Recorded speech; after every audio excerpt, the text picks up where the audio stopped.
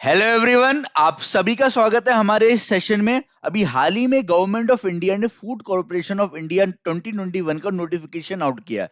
तो क्या क्या इंपॉर्टेंट पॉइंट्स हैं इस नोटिफिकेशन के, वो हम इस सेशन में कवर करेंगे। आप सेशन को एंड तक देखिएगा जिससे आपको जितनी भी इंपॉर्टेंट डिटेल्स हैं इस नोटिफिकेशन से मिल सके। आइए स्टार्ट करते हैं। तो food corporation of India, one of the largest public sector undertaking ensuring the food security of the nation, invites online application for the under mention post of assistant general manager. Assistant general manager में आपका general administration की post है अलग है, technical officer की post अलग है, account officer की पोस्ट अलग है और लॉ ऑफिसर की पोस्ट अलग है। फिर देन मेडिकल ऑफिसर की पोस्ट अलग है। In its office spread all over the country from eligible candidate who fulfil the prescribe eligibility criteria. तो क्या क्या एलिजिबिलिटी क्राइटेरिया वो भी हम देख लेते हैं। तो वैकेंसीज की बात करते हैं पहले। तो असिस्टेंट जनरल मैनेजर यानी जो जनरल एडमिनिस्ट्रेशन के लिए, जो जनरल एडमिनिस्ट्रेशन के लिए जो ऑफिसर होगा उसके लिए यहाँ पर कितनी पोस्ट है वो देख लेते हैं हम। तो ये जो इसका जो पोस्ट कोड है वो क्या है, ए है। पे जो स्केल है आपका 60,000 से लेके 1,80,000 तक का है। मैक्सिमम एज जो अप्लाई करने की है इस पोस्ट के लिए वो 30 ईयर्स है। एससी कैंडिडेट के लिए जो यहाँ पे वैकेंसीज हैं वो 3 वैकेंसीज हैं। एसटी कैंडिडेट्स के लिए 3 वैकेंसीज हैं। ओबीसी कैंडिडेट्स के लिए 9 वैकेंसीज हैं। ईडब्ल्यूएस कैंडिडेट्स के लिए 3 वैकेंसीज हैं और जनरल के लिए 12 वैकेंसीज हैं। तो टोटल अगर बात करें असिस्टेंट जनरल मैनेजर यानी जो जनरल एडमिनिस्ट्रेशन के लिए यहाँ पर वैकेंसीज हैं टोटल 30 हैं। और जो पीडब्ल्यूबीडी यानी पर्सन विद डिसेबिलिटीज की अगर हम बात करें तो उनके लिए यहाँ पर 1 वैकेंसी है असिस्टेंट जनरल मैनेजर की पोस्ट के लिए। ठीक है, नेक्स्ट देखते हैं।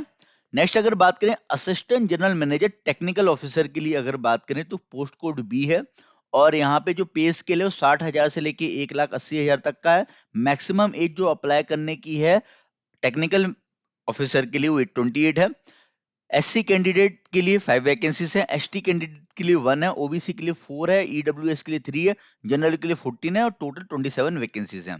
ठीक है, और यहाँ पे पीडब्ल्यूबीडी की भी अगर बात करें तो एबीसीडी ई की कैटेगरी में यहाँ पर इन्हें डिवाइड किया जाता है। तो यहाँ पर अगर बात करें बी बी के लिए, जो बी कैटेगरी में यहाँ पे हियरिंग, एचएच का मतलब हो गया हार्ड ऑफ हियरिंग, जिन्हें सुनने में प्रॉब्लम होती है उनके लिए 1 वैकेंसी है। ठीक है, तो टोटल अगर बात करें यहाँ पर इनके लिए एक तरीके का रिजर्वेशन है 1% का। ठीक है, 1 वैकेंसी इनके लिए जो पर्सन विद डिसेबिलिटीज है।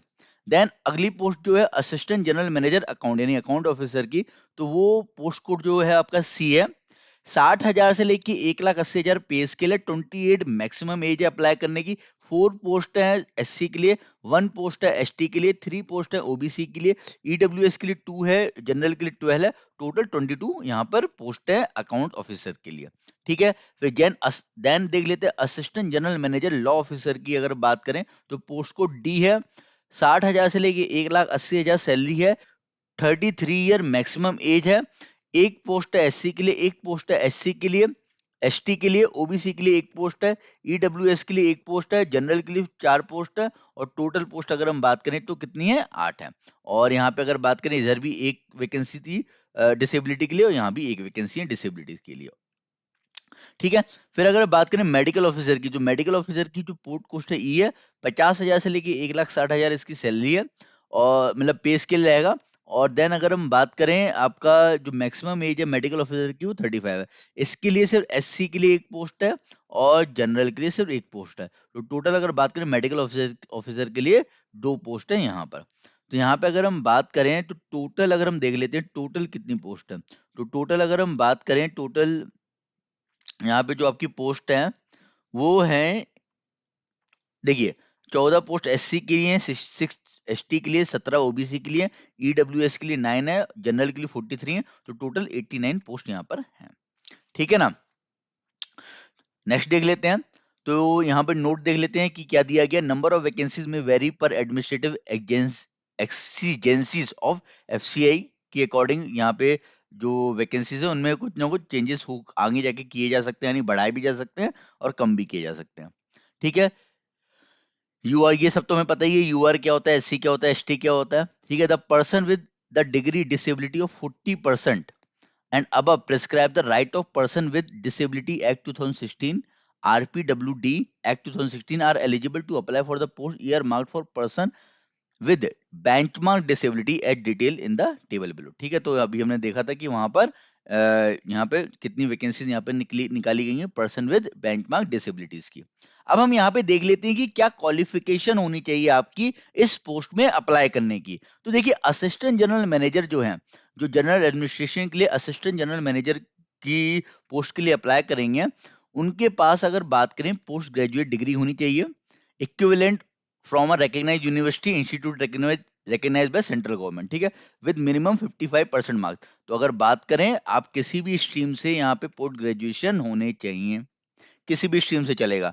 55% अगर आपके मार्क्स हैं तो आप अप्लाई कर सकते हो पोस्ट ग्रेजुएशन में। दूसरा, अगर बात करें जिन्होंने एसीए का कोर्स किया हुआ है, अकाउंट, ठीक है ना, एआईसीडब्ल्यूए का कोर्स किया हुआ है, एसीएस का कोर्स किया हुआ है, तो वो लोग भी यहाँ पे डायरेक्टली अप्लाई कर सकते हैं इस पोस्ट के लिए।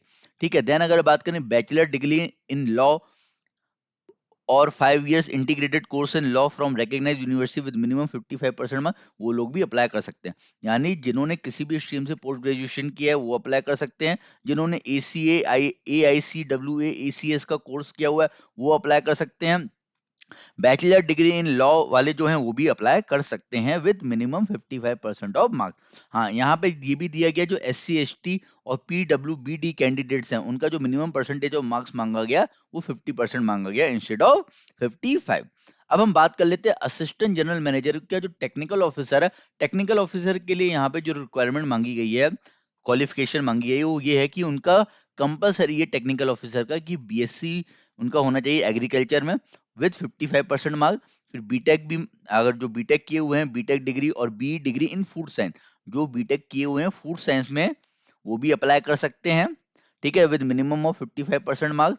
फिर देन बीटेक डिग्री और BE degree in food science and technology, food processing technology और फूड प्रोसेसिंग इंजीनियरिंग और food preservation technology from a recognized university, तो 55% मार्क। यहाँ पे जनरली आपका फूड या एग्रीकल्चर में अगर आपने कुछ किया हुआ है अपने ग्रेजुएशन में, उससे ही वही लोग अप्लाई कर सकते हैं यहाँ पे टेक्निकल ऑफिसर की पोस्ट के लिए। तो ये एक अच्छी न्यूज़ है उनके लिए जिन्होंने एग्रीकल्चर में अपना बीएससी किया है या फूड साइंस में अपनी बीटेक की है।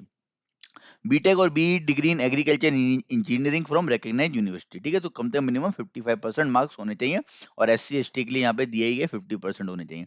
और यहाँ पे एक और दिया गया कि जिन्होंने बीटेक किया है बायोटेक्नोलॉजी में या इंडस्ट्रियल बायोटेक्नोलॉजी में, ठीक है ना, बायोटेक्नोलॉजी और बायोकेमिकल इंजीनियरिंग और agriculture biotechnology from a recognized university with 55% marks, वो लोग भी अप्लाई कर सकते हैं। तो बायोटेक्नोलॉजी में जिन्होंने भी अपना बीटेक या बीई किया है वो भी अप्लाई कर सकते हैं। फिर जब देखते हैं assistant general manager account officer के लिए यानी पोस्ट सी के लिए, तो यहाँ पर अगर बात करें हम, यहाँ पर वो लोग अप्लाई कर सकते हैं जो मेंबर, जिनके पास मेंबरशिप है the institute of chartered accountant of India, यानी सीए होना चाहिए पर्सन। जो सीए है वो अप्लाई कर सकता है इस पोस्ट के लिए। The institute of cost accountant of India और the institute of company secretary of India.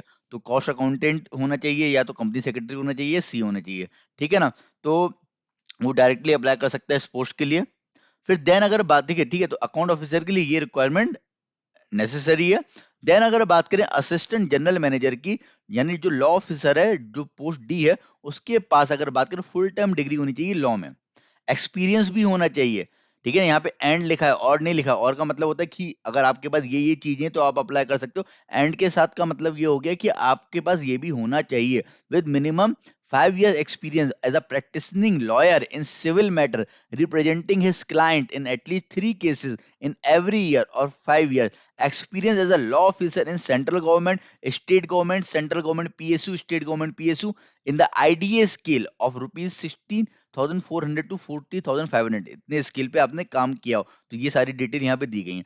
तो यहाँ पे नोट भी दिया गया combination of experience of lawyer and law officer is permitted for determining the eligibility.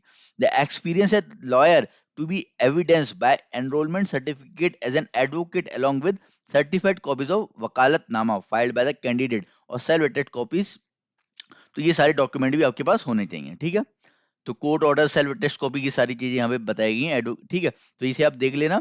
फिर then candidate working as a law officer are required to furnish certificate of experience. आपको अपना certificate दिखाना पड़ेगा एक्सपीरियंस का, अपने पे स्केल का, basic पे का, जो भी आपके पास है वो अपनी एजुकेशन क्वालिफिकेशन प्रूफ, ये सब आपको दिखाना पड़ेगा अगर आप लॉ ऑफिसर के लिए अप्लाई कर रहे हो। ठीक है, देन अगर हम बात करें मेडिकल ऑफिसर के लिए जो पोस्ट ई है, तो मेडिकल ऑफिसर की हमने देखा था सिर्फ 2 ही पोस्ट है, और इसके लिए एमबीबीएस रिक्वायर्ड है, MBBS registered and completed the prescribe house surgery, either completed the internship in 1962 और undergone interment and compulsory surgency for a period of 1 year, यानी आप सर्जरी आपने की हो, यानी एक सर्जर जो सर्जन होते हैं, सर्जन, उनकी रिक्वायरमेंट एक तरीके से बोल सकते हैं यहाँ पर है, rotary house surgency for 1 year, experience होना चाहिए 3 साल का in any organised medical institution, preferably in a labor organization. Experience as a house surgeon resident doctor while pursuing MD course would reckon as experience provided it is required after completing internship. तो surgeon की यहाँ पे requirement यहाँ पे generally मांगी गई है, ठीक है ना, हाउस सर्जन और रेजिडेंट डॉक्टर, ठीक है। तो आई होप आपको ये हर एक पोस्ट की जो रिक्वायरमेंट है वो क्लियर हो गई होगी। तो अगर आप इस क्राइटेरिया में फिट बैठ रहे हैं तो आप यहाँ पे अप्लाई कर सकते हैं इन पोस्ट के लिए। देन अगर बात करें पैटर्न क्या है ऑनलाइन टेस्ट का, तो ऑनलाइन टेस्ट की अगर हम बात करें पैटर्न की, तो जो जनरल एडमिनिस्ट्रेशन ऑफिसर की पोस्ट के लिए अप्लाई करेंगे, पोस्ट ए के लिए, उन्हें 180 नंबर ऑफ जो क्वेश्चन है वो 180 है, 2.5 घंटे का पेपर होगा आपका, और इसमें जो आपका जो जो आपसे क्वेश्चन पूछे जाएंगे या जो सब्जेक्ट है इसके अंदर, वो आपके जनरल एप्टीट्यूड की अगर बात करें, उसमें आपका reasoning, data analysis, numerical ability के 45 क्वेश्चन है इसके, general awareness, current affairs 45 question है, मैनेजमेंट एंड एथिक्स 45 क्वेश्चन है, agriculture economy and computer awareness 45 question है। तो जो बच्चे जनरल एडमिनिस्ट्रेशन के लिए तैयारी करना चाहते हैं वो हमारे चैनल को सब्सक्राइब कर लें। हम यहाँ पर आपका जनरल अवेयरनेस पूरा कवर करेंगे, रीजनिंग आपका कवर किया जाएगा, न्यूमेरिकल एबिलिटी कवर किया जाएगा, मैनेजमेंट एंड एथिक्स के बारे में भी हम यहाँ डिस्कस करेंगे, एग्रीकल्चर इकोनॉमी की भी हम यहाँ पे कवर करेंगे। तो हम यहाँ पर आपका जनरल एडमिनिस्ट्रेशन की यहाँ पर हमारे चैनल में प्रिपरेशन कराएंगे। तो आप हमारे चैनल को सब्सक्राइब कर सकते हैं, ठीक है, और जिससे आपको जो रेगुलर नोटिफिकेशन है इन सब्जेक्ट्स की वो आपको मिलती जाएगी, यानी जो भी हम वीडियोस डालेंगे या जो भी अगर हम बात करें सेशन करेंगे, उन सेशन की अपडेट आपको मिलती चली जाएगी, ठीक है। देन अगर बात करें general assistant general manager technical officer है, जो पोस्ट बी के लिए अगर बात करें जो कोड है, तो ये देखो, assistant general manager accountant, assistant general manager law और मेडिकल ऑफिसर के लिए अगर बात करें तो 180 मार्क्स का आपका पेपर होगा ही, 2.5 घंटे का पेपर होगा। इसमें वो आपका जनरल एप्टीट्यूड तो पूछा ही जाएगा, ये जो जनरल एप्टीट्यूड आपका पूछा जाएगा ये 120 मार्क्स का होगा एक्चुअली, ठीक है। जैसे उसमें जनरल एप्टीट्यूड जो है यहाँ पर वो 180 मार्क्स का पूछा जा रहा है, पूरा जो जनरल एप्टीट्यूड है ये आपका 180 मार्क्स का कंसिस्ट कर रहा है, बट यहाँ पे जो जनरल एप्टीट्यूड कंसिस्ट कर रहा है वो आपका 120 मार्क्स का कर रहा है।